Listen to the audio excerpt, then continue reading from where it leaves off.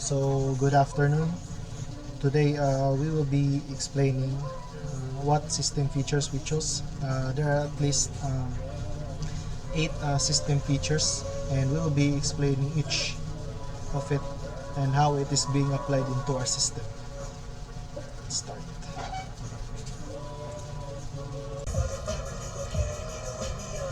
Next is the access control, all system interface, and the suggested improvement.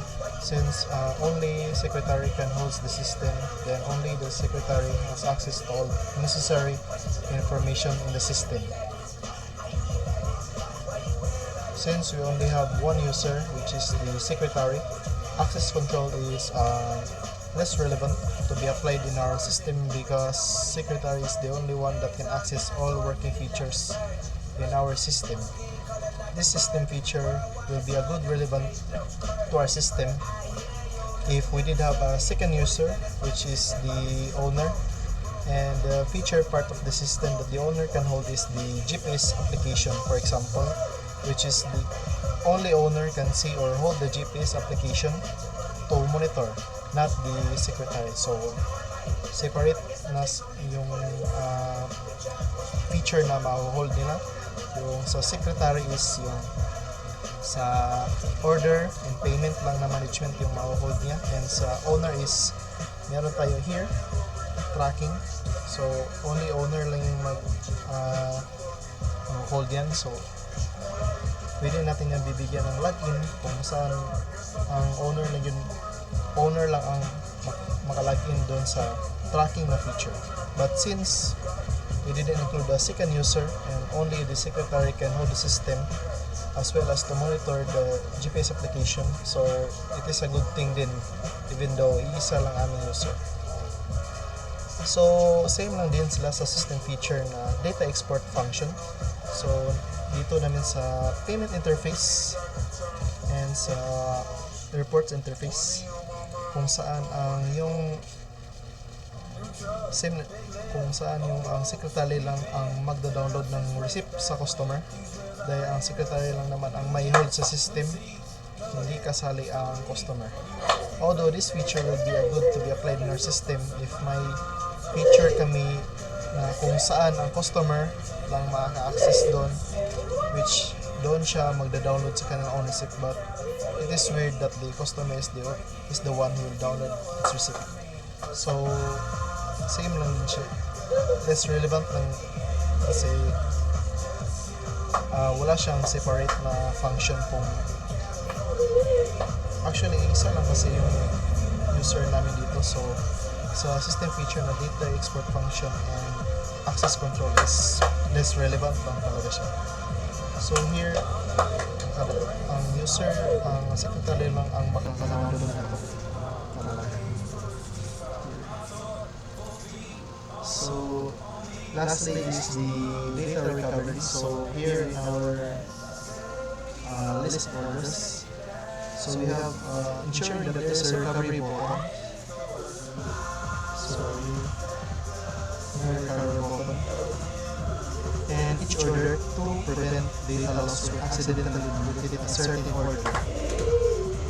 So we applied data recovery order history, which is we can recover the order data that recently soft deleted. So soft deleted means it is not permanently deleted. So it's just what do you call this? Yung hindi pa permanent.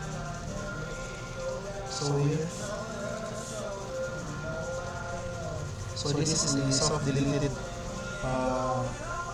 order data. So example, if we will soft delete the order number 40, then here we have the data, and if we click recover, then it will be restore it back into the table. So example, so as you can see here, it restores the order number 40, and we have here the delete button as well modal box. So this indicates that it will be permanently deleted a certain order. So this is a good thing din para sa amin kasi for example, ang secretary is Malaysia, mali yung dinidelete niya sa isang order. So, it's a good thing din na meron tayong recover. Example, yung i-delete lang niya is order number 136. But,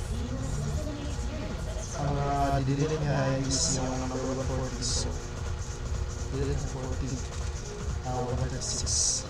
So, nare-recover pa din naman. Babalik siya. So, that's System feature, login activity, monitoring database, suggested improvement. This allow the secretary to view their login history and ensuring that there are no suspicious activity. We applied login activity monitoring in our system but can only be monitored in our database. So if someone login in the system, it can be recorded in our database, which it records the name and the time when it did log in. System features, password strength enforcement, registration interface, suggested improvement, ensure required text and lowercase characters. We and our system page should have uppercase, makes special characters,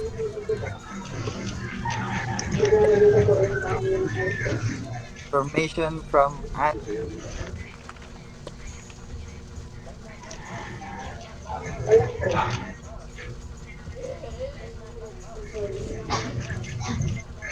next render. Okay na, Sage? Okay na.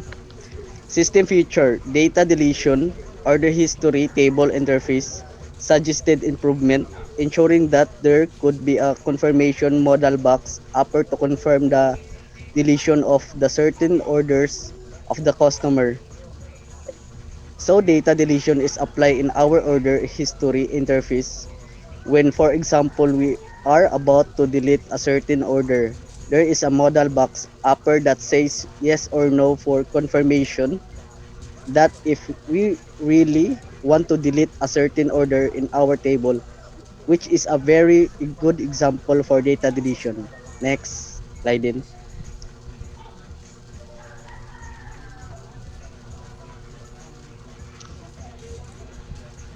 Mute.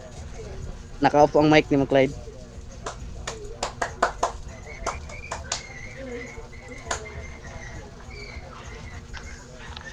So the system feature is the data collection, the adding customer interface, adding driver interface.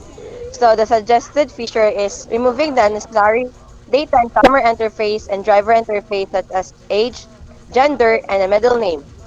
So so if we apply the data collection in our system, which here is our customer interface, we did have here an input field of age, gender, and middle name to be added, and by applying this system feature, we remove the age, gender, and middle name, which minimizes the necessary. Yeah. Which minimizes the unnecessary data. That's what she meant. Next, Krisha. System features, System features, data storage, logging interface, and database. The suggested feature implemented an encrypted password, and password will not be displayed as plain text. Instead, password will be displayed as random special characters. So we apply data storage in our system and database, which as you can see here in our database, in password column, the password is not displayed as plain text, but instead it is mixed with letters and special characters, which is totally encrypted. And also this helps us to prevent being hacked when someone breaches in our database. So that is all. Uh, that is all the system features we applied in our system. Thank you and good afternoon.